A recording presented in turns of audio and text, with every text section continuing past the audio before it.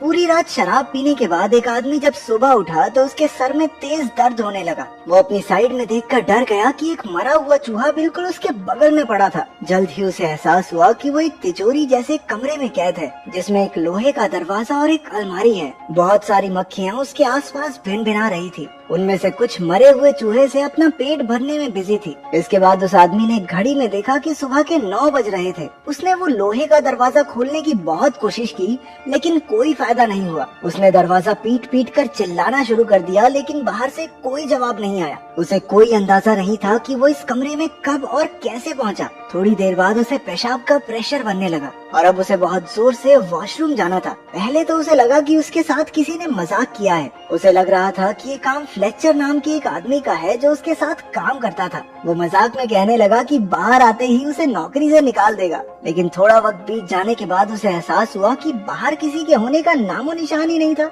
उसने जेब से अपना फोन निकालकर फ्लेचर को कॉल लगाई, लेकिन वहाँ सिग्नल ही नहीं थे। इसका सीधा मतलब ये था कि बाहरी दुनिया से उसका संपर्क पूरी तरह टूट चुका है। उसने कमरे में मौजूद उस लोहे की अलमारी को भी खोलने की कोशिश की, लेकिन वो भी पूरी तरह बंद थी। कमरे में चलकर उसने छिपे हुए कैमरे भी ढूंढने चाहे, लेकिन वहाँ ऐसा कुछ नहीं था। अब उसकी समझ में कुछ नहीं आ रहा था और धीरे धीरे उसका चिड़चिड़ापन गुस्से में बदलने लगा। उसने जोर जोर से अपने कलीग्स पर चिल्लाना शुरू कर दिया। गुस्से से भरकर उसने अपनी बेल्ट उतारी और लोहे का दरवाजा पीटने लगा। कुछ देर बाद वो थक कर रुक गया, क्योंकि उसने एक दिन से कुछ खाया भी नहीं था। उसने चिल्लाकर कहा कि अगर उसे बाहर नहीं निकाला तो वो सबको पुलिस के हवाले कर देगा, लेकिन फिर भी बाहर से कोई जवाब नहीं आया। पूरा एक दिन बीत गया था। अब उसने नींद से उठकर अपना फोन चेक किया, लेकिन फोन भी उसके हाथ से छूटकर नीचे गिरकर टूट गया। वहाँ न खाना था न पानी, इसलिए जिंदा रहने के लिए उसे कुछ तो करना ही था। उसने अपना जूता उतारा और मजबूरी में उसी में पेशाब करके पी गया।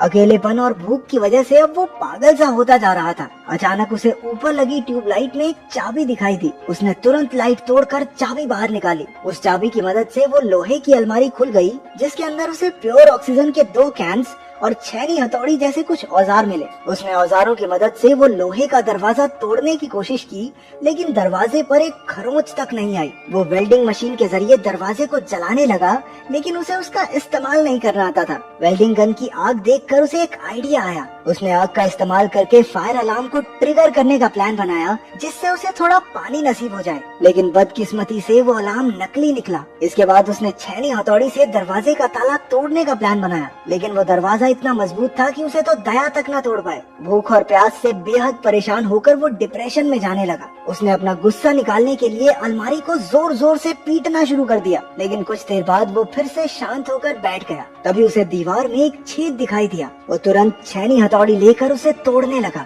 वो वहाँ सुरंग बनाकर बाहर निकलने की फिराक में था। धीरे धीरे कमरे में ऑक्सीजन का स्तर कम हो रहा था, इसलिए उसने प्योर ऑक्सीजन ले ली, लेकिन फिर उसके शरीर में ऑक्सीजन की मात्रा बढ़ जाने से उसे चक्कर आने लगे। उसने ऑक्सीजन कैन बंद किया और उसकी नजर उस मरे हुए चूहे पर लगे कुछ कीड़ों पर पड़ी। अब जिंदा रहने के लिए उसे बियर ग्रिल्स बन के वो कीड़े मकोड़े भी खाने पड़े। पेट पूजा के बाद उसने सुरंग बनाने का काम जारी रखा। काफी मेहनत के बाद उसने वो छेद बड़ा कर दिया और उसे दीवार के अंदर मौजूद लोहे के सरिये दिखाई देने लगे। उसने वेल्डिंग गन की मदद से वो सरिये काटे और दीवार को तोड़ना जारी रखा। कुछ ही देर में वहाँ से रोशनी आने लगी, जिसे देखकर वो खुशी से झूम उठा। अब छेद इतना बड़ा हो चुका था कि वो उससे बाहर निकल जाए, लेकिन जैसे ही वो उस दीवार के उस पार गया, उसके पैरों तले जमीन खिसक गई। वो बाहर की दुनिया में नहीं बल्कि वैसे ही एक और कमरे में आ चुका था। उसकी सारी मेहनत बर्बाद हो गई थी। वो निराश होकर पागलों की तरह लोहे का दरवाजा पीटने लगा। थोड़ी देर बाद शांत होकर उसने इधर उधर नजर दौड़ाई। कमरे के एक कोने में एक लाल रंग का ताबूत रखा था। उसने ध्यान से ताबूत का ढक्कन हटाया और उसके अंदर एक सुंदर सी लड़की को देखकर उसकी आंखें खुली की खुली रह गई। वो मरी हुई तो नहीं लग रही थी, तो शायद गहरी नींद में सो रही होगी। जब उस आदमी ने लड़की को जगाया तो वो बुरी तरह से डर जाती है। जब उसने उससे बात करने की कोशिश की तो पता चला कि वो एक दूसरे की भाषा नहीं समझते थे। वो लड़की डर कर उसी के पुराने कमरे में जाकर छिप गई। उस आदमी में उसे कुछ भी समझा पाने की ताकत बची ही नहीं थी, इसलिए उसने ताबूत में ही सोकर रात गुजारने का फैसला किया। लेकिन बीच रात में ही डरी हुई लड़की ने आकर उसे जगा दिया। उसने आदमी को सुरंग का काम जारी रखने का इशारा किया, लेकिन भूख प्यास की वजह से कुछ भी करना उसके लिए नामुमकिन था। इतने दिन काम करते करते उसके हाथों पर भी चोट आ गई थी और उसे अब आराम की सख्त जरूरत थी। उस लड़की ने खुद ही औजार उठाकर सुरंग खोदनी शुरू कर दी, लेकिन ये इतना भी आसान नहीं था। थोड़ी देर बाद उसे पेशाब आ गया और वो दूसरे कमरे की ओर भागी, लेकिन आदमी ने उसे वहीं रोक लिया। वो इशारा करके उसे कुछ समझाने लगा। असल में उसने 3 दिन से पानी नहीं पिया था और उस लड़की का पेशाब उसके लिए बेशकीमती था। थोड़ा हिचकिचाते हुए लड़की ने उसकी बात मानकर उसके जूते में पेशाब कर ही दिया। अपनी जान बचाने के लिए उसे ये वाहियात काम भी करना ही पड़ा। हालांकि वो लड़की उसकी भाषा नहीं समझती थी, लेकिन आदमी को देखकर वो ये समझ चुकी थी कि यहाँ जिंदा रहने के लिए क्या करना होगा। फिर आदमी उसे कीड़े खाने भी सिखाने लगा, लेकिन वो कीड़े खाने से साफ मना कर देती है। इसके बाद आदमी उस कमरे की दीवार पर छेद करने के काम में लग गया, लेकिन काफी वक्त लगे रहने के बाद भी वो छोटा सा ही छेद कर पाया। इसे देखकर वो लड़की निराश होकर रोने लगी।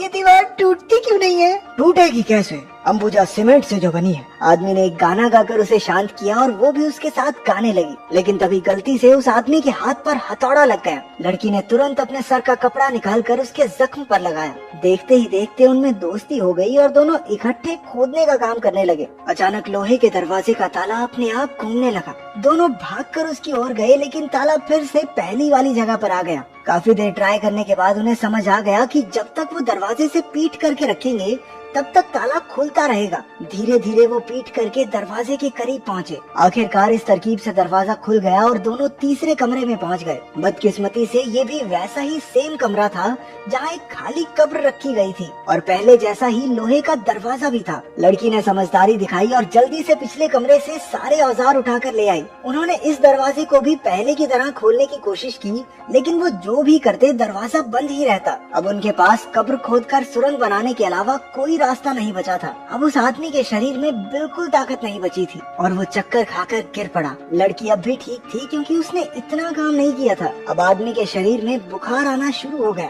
तभी उसे उन्हें कैद करने वाले की असली इच्छा का एहसास हुआ। आदमी को लगा कि उन्हें कैद करने वाला उन दोनों को एक दूसरे का कत्ल करते हुए देखना चाहता है, इसलिए बाहर निकलने के लिए उनमें से एक को मरना होगा। कमरे में रखी कब्र ही उनमें से एक की मंजिल है। सारी मुसीबत खत्म करने के लिए आदमी ने लड़की का खून करने के बारे में सोचा, लेकिन वो ऐसा कर नहीं पाया। अब उसकी जिंदा रहने की सारी उम्मीद और इच्छा खत्म हो चुकी थी, इसलिए उसने खुद को ही कब्र में लेटा लिया और मौत का इंतजार करने लगा। लड़की ने उसे थप्पड़ और घूंसे मारकर जगाए रखने की कोशिश की, हालांकि आदमी में कोई हलचल नहीं हुई। उसने आदमी को कब्र से बाहर निकाला और उसे जमीन पर लेटाकर सुलाने लगी। अब वो भी सबसे तंग आ गई थी, इसलिए वो दरवाजे पर जाकर चिल्लाने लगती है, लेकिन बाहर से चूं तक की आवाज नहीं आई। अब उसे भी कोई रास्ता नहीं दिख रहा था। आखिरकार उसने अपने आंसुओं से आदमी की प्यास बुझाई। अगर वो मर गया तो वो भी ज्यादा देर तक बच नहीं पाएगी। कुछ देर बाद उसने अपने कपड़े उतारने शुरू कर दिए। बेहोशी की हालत में भी आदमी को समझ आ गया कि वो क्या कर रही है। लड़की के छूने से वो भी हल्का हल्का जागता रहा। जैसे तैसे लड़की ने पूरी रात उसे जगाए रखा।